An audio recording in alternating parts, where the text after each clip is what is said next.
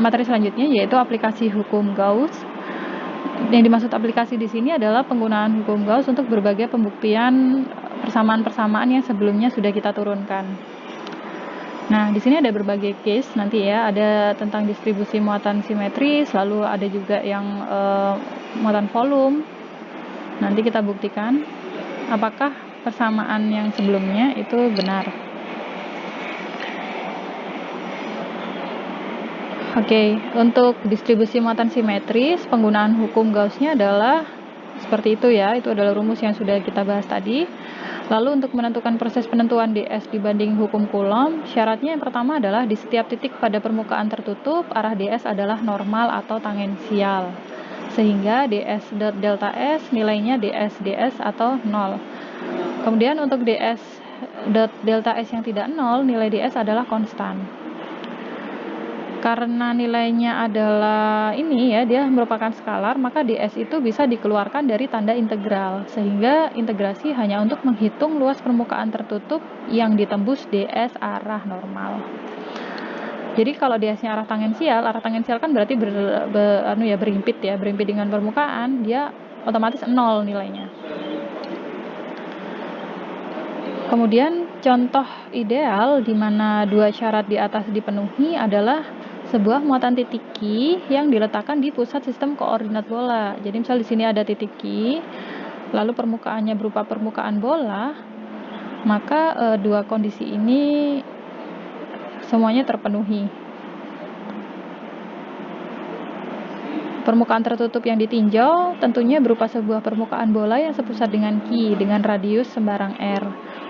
ds dimanapun berarah normal terhadap permukaan. Jadi misal karena ds-nya kan berarti yang menembus permukaan ya. Ini seperti ini. Dia d-nya radial. Nah, jadi kalau kasusnya bola, maka ds dimanapun berarah normal terhadap permukaan dan ds mempunyai nilai sama di semua titik pada permukaannya karena dia distribusi muatannya seragam. Beda kasus kalau misal bentuk permukaan Gauss-nya itu misal tabung ya. Nah, ds-nya arahnya ke sini. Berarti ds yang ada di tutupnya ini kan juga arah ke sini ya. Jadi arahnya tangensial, berarti yang ini tidak perlu kita hitung d-nya untuk tutup sama ini. Yang perlu dihitung hanya yang selimut. Karena apa? Karena integrasi yang dilakukan dari penggunaan hukum Gauss ini untuk menghitung seluruh luas permukaan tertutup yang ditembus ds arah normal. Ini kan nggak ditembus, ini yang bagian sini kan nggak ditembus ds arah normal ya. Kalau arah normalnya kan harusnya seperti ini ya, tegak lurus. Tapi ds-nya arahnya malah tangensial, sehingga kita tidak perlu menghitung integral yang sisi ini sama ini. Kita cukup menghitung yang selimutnya saja. Kurang lebih seperti itu. Nanti ada pembahasan sendiri mengenai ini ya. Urutan penentuan ds dengan hukum Gauss itu adalah sebagai berikut. Jadi ini adalah persamaan dari hukum Gauss ya. Nah, kalau di bola karena berlaku seperti tadi, maka dia ds-nya karena berupa skalar bisa kita keluarkan dari integral. Jadi pengintegrasian hanya menghitung ds-nya saja.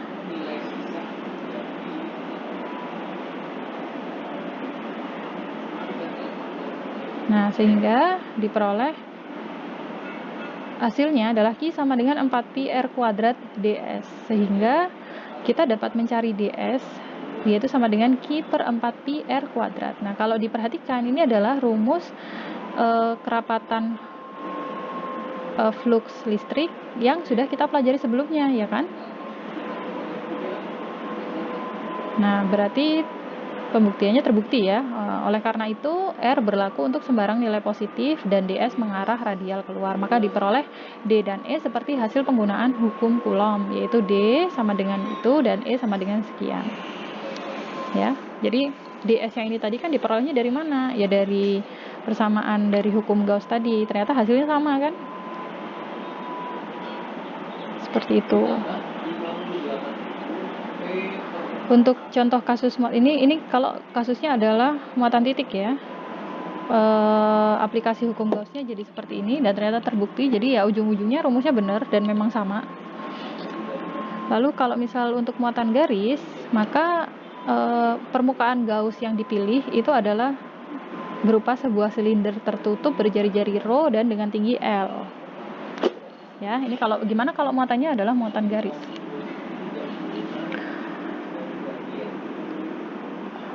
Maka kita harus milih permukaan Gauss. Permukaan Gauss-nya yang dipilih adalah silinder tertutup, seperti ini bentuknya ya. Silindernya mempunyai tinggi L, lalu mempunyai jari-jari rho. Oke, dimana tentu kalau muatan garis dia memiliki rho L atau kerapatan muatan garis ya. Medan D sama dengan D rho A rho itu hanya memiliki komponen radial yang arahnya normal terhadap permukaan selimut silinder dan tangensial terhadap tutup atas dan tutup bawah silinder. Nah, ds-nya di sini.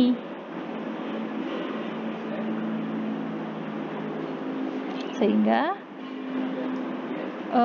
ds di selimut dan ditutup dan alas itu arahnya tangensial, sehingga kita tidak perlu menghitung ini nanti ya.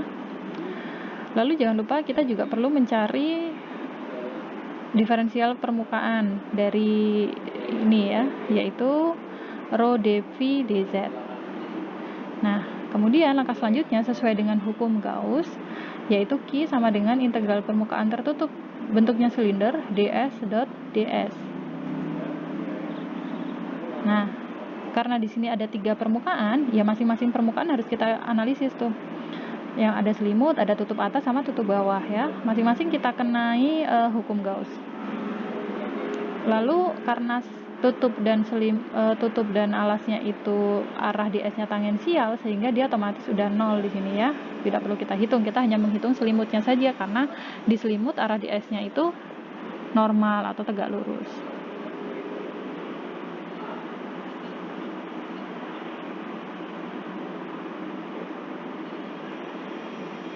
Sehingga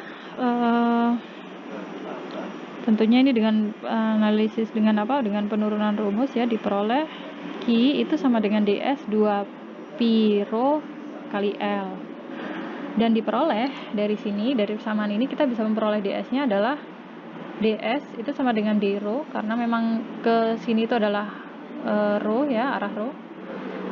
ds sama dengan d rho sama dengan Q per 2 pi rho kali L. Lalu dalam konteks kerapatan muatan, Q per L itu adalah kerapatan muatan garis, ya kan? Sehingga kita dapat menuliskan d rho sama dengan rho L per 2 rho V. 2 pi rho.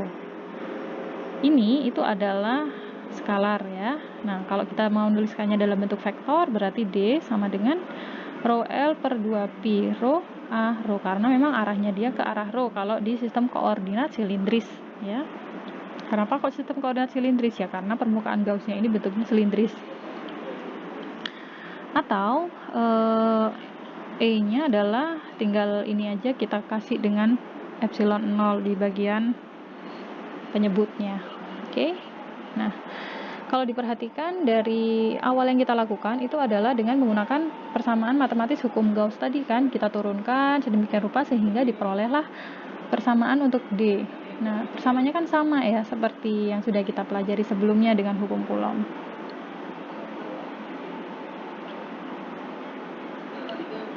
Oke, yang selanjutnya masih di distribusi muatan simetris, tapi kali ini beda kasus, yaitu untuk kabel koaksial.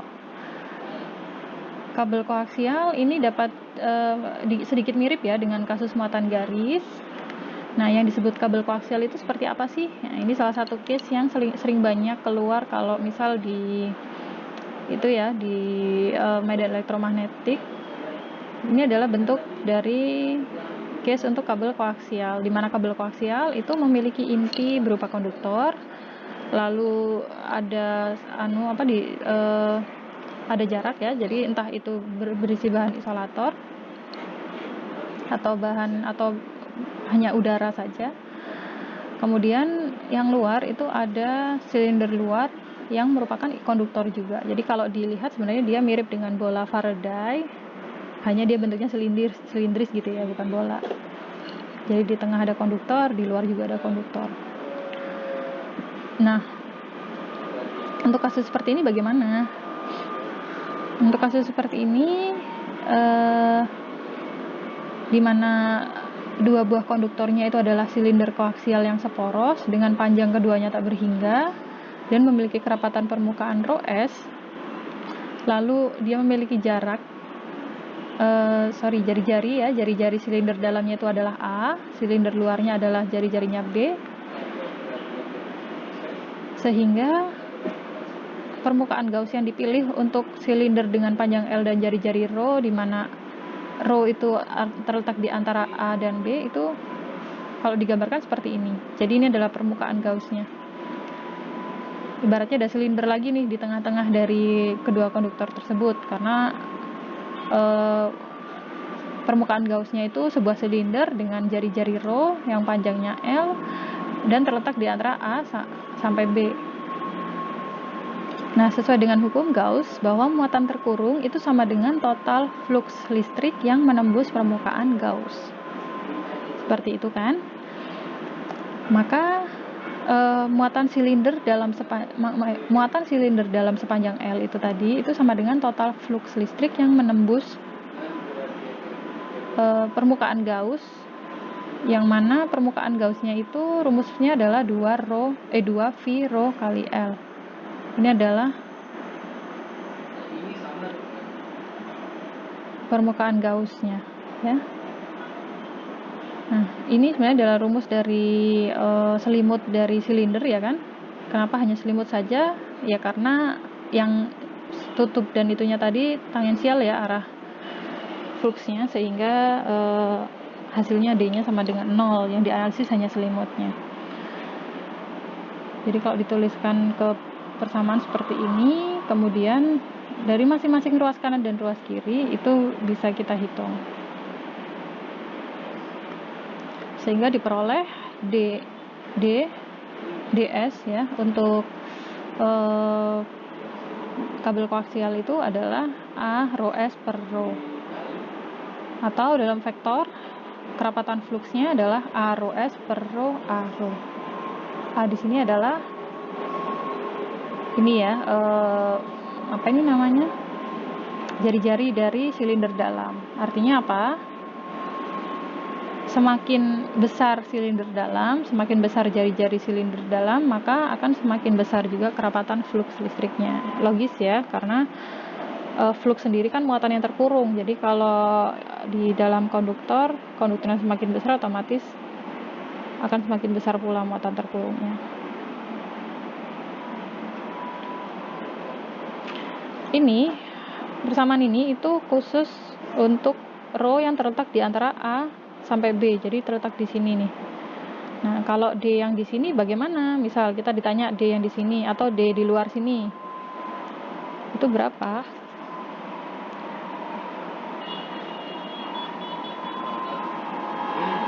Nilainya adalah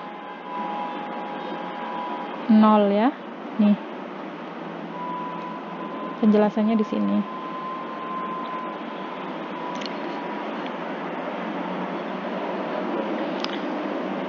Jadi yang hanya bisa dihitung D-nya itu adalah yang ada di antara silinder dalam dan silinder luar. Lalu kalau misal ditanya flux listrik yang berawal dari muatan positif silinder dalam berakhir di muatan negatif pada permukaan dalam silinder luar, sehingga kita dapat mencarinya seperti ini. Jadi kalau kita diminta untuk mencari kerapatan muatan permukaan dari silinder luar, itu dapat kita cari dengan A per B dikali dengan rapat muatan di silinder dalam. Nanti akan ada contoh soalnya. Oke, contoh soal. Diketahui kabel koaksial panjangnya 50 cm dengan radius silinder dalamnya 1 mm dan radius silinder luar 4 mm. Ruang antara kedua silinder itu berisi udara. Muatan total pada permukaan silinder dalam itu adalah 30 nanocoulomb. Berapakah E dan D-nya dan juga kerapatan muatannya ya, karena yang diketahui di sini adalah muatan total pada permukaan silinder dalam. Jadi bukan ρS tapi baru Q di sini yang diketahui. Solusinya kita dapat mencari ρ rapat permukaan silinder dalam, yaitu Q silinder dalam per luas permukaan silinder dalam.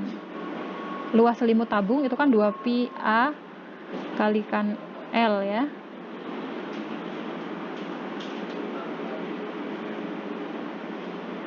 Nah, sehingga diperoleh rho S-nya, kerapatan muatan dari silinder dalam adalah 9,55 mikrokulom per meter persegi. Lalu untuk silinder luar caranya juga sama, tapi beda tanda ya. Beda tanda, walaupun dari soal nggak diketahui Q dari silinder luar berapa, tapi sesuai dengan hukum Faraday bahwa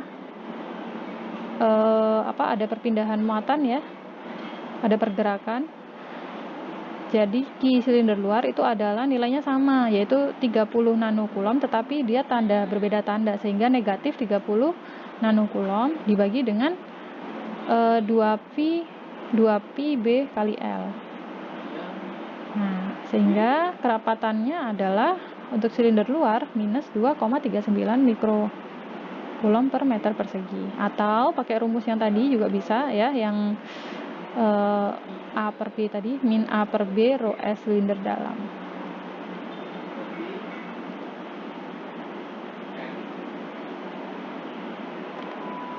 Nilainya sama kan? Boleh dipilih yang menurut kalian paling mudah.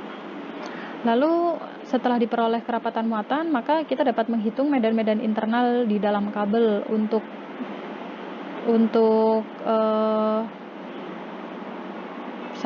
rho terletak di antara 1 sampai 4 ya. Seperti yang tadi sudah sempat dibahas. Kalau ini adalah kabel koaksial, ini silinder dalam, ini silinder luar, maka yang bisa kita hitung medan internalnya adalah yang ada di antara kedua konduktor tersebut. Tapi kalau yang di luar sini atau di sini itu kita nggak bisa menghitungnya karena memang sama dengan 0 nilainya ya. Nah, medan-medan internal di dalam kabel itu kita hitung dulu D rho-nya. Pakai rumus apa? Pakai rumus yang tadi ya, yang sudah dibahas di slide sebelumnya. Diperoleh D rho adalah 9,55 per rho nanokulom per meter persegi. Sehingga kalau dalam bentuk vektor, karena ditanya adalah medan-medan vektor, ditulis tebal, sehingga D-nya harus dalam vektor, arahnya adalah arah rho, sehingga vektor satuannya pakai vektor satuan A rho. Nah, untuk cari intensitas medan listriknya juga sama ya, tinggal hasil D ini saja kita bagi dengan epsilon 0, sehingga hasilnya adalah 1079 per rho A rho volt per meter. Untuk daerah-daerah salin itu maka nilainya bernilai 0. Oke, silahkan jika ada pertanyaan.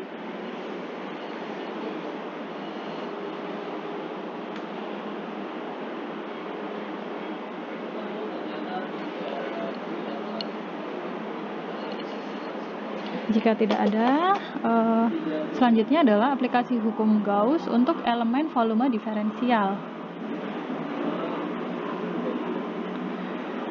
Nah, berbeda dengan yang tadi ya. Kalau tadi kan lebih ke pembuktian rumus ya, dengan menggunakan hukum Gauss. Nah, kalau yang untuk elemen volume diferensial ini tidak untuk memberikan nilai D seperti yang sebelumnya, tapi lebih ke memberikan informasi bahwa perubahan D pada permukaan Gauss yang lebih kecil itu akan seperti apa, seperti itu.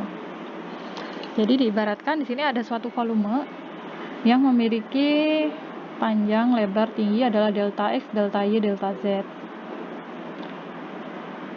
Berarti dia merupakan suatu volume itu ya, suatu permukaan Gauss berupa balok persegi. Rusuk-rusuknya ini yang mengurung titik tengah P di mana berlaku D sama dengan D0.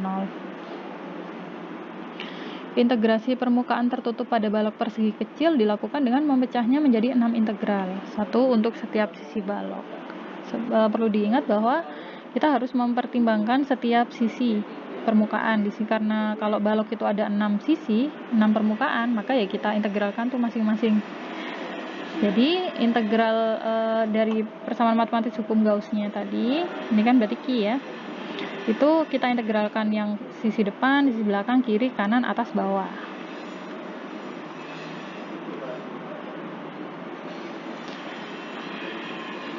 Nah, elemen permukaannya itu sedemikian kecilnya sehingga D dianggap konstan untuk seluruh permukaan balok kecil. Sehingga ya, saya tidak bahas detail lah ini ya untuk penurunannya bagaimana.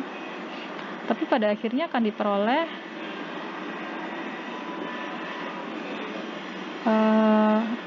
seperti ini ya. Awalnya kan seperti ini tadi dari hasil pengintegrasian. Diperoleh persamaan aproksimasi. Jadi bisa diperhatikan di sini ada sama dengan dan ada titik di atasnya ya. Itu menunjukkan bahwa dia adalah persamaan aproksimasi atau pendekatan. Yang mana nilainya ini akan semakin akurat kalau nilai delta V-nya ini akan lebih kecil. Ya. Pada kuliah yang selanjutnya tentang teorema divergensi itu akan dibahas kondisi di mana delta V-nya itu mendekati 0. Untuk saat ini, untuk pembahasan aplikasi hukum Gauss ini terbatas pada hasil aproksimasi. Sehingga muatan yang terkurung dalam suatu volume delta V itu sama dengan nilainya mendekati ini ya. Do dx per do x ditambah do dy per do y ditambah do dz per do z dikali volumenya delta V-nya berapa. Contoh soalnya seperti ini. Jika diketahui medan D itu adalah seperti itu, hitung nilai perkiraan muatan total Q di dalam elemen volume sebesar 10 pangkat min 9 meter kubik yang berada di pusat koordinat. Nah, bisa diperhatikan volumenya di sini sangat kecil ya, 10 pangkat min 9 meter kubik, 0,000001, yang mana di dalam volume tersebut itu ada muatan yang terletak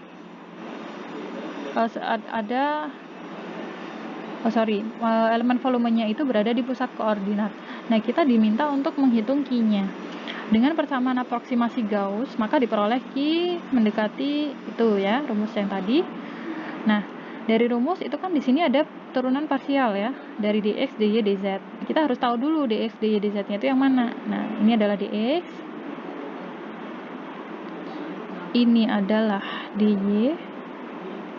Ini adalah dz. Perlu diingat, ax, ay, az itu bukan termasuk dx, dy, dz ya. Karena D ini adalah vektor yang terdiri atas bagian skalar sama vektor satuan, seperti itu kan. Jadi kalau untuk di tugas atau di soal ujian ada yang menuliskan dx itu ada komponen vektor satuannya, tentu salah. Oke, kalau dx, dy, dz-nya udah diketahui, nanti tinggal menurunkan dia secara parsial, termasuk kita substitusikan nilai delta V-nya. Delta V-nya adalah 10 pangkat min 9 meter pangkat 3 meter kubik. Oke, ini ya hasil aproksimasinya adalah Q-nya seperti ini. Nah, Q di titik pusat itu berapa? Titik pusatnya kan 0, 0, 0. Ya udah kita substitusikan aja 0, 0 itu ke ini.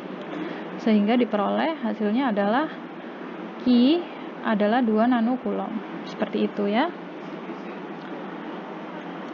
Apakah ada pertanyaan?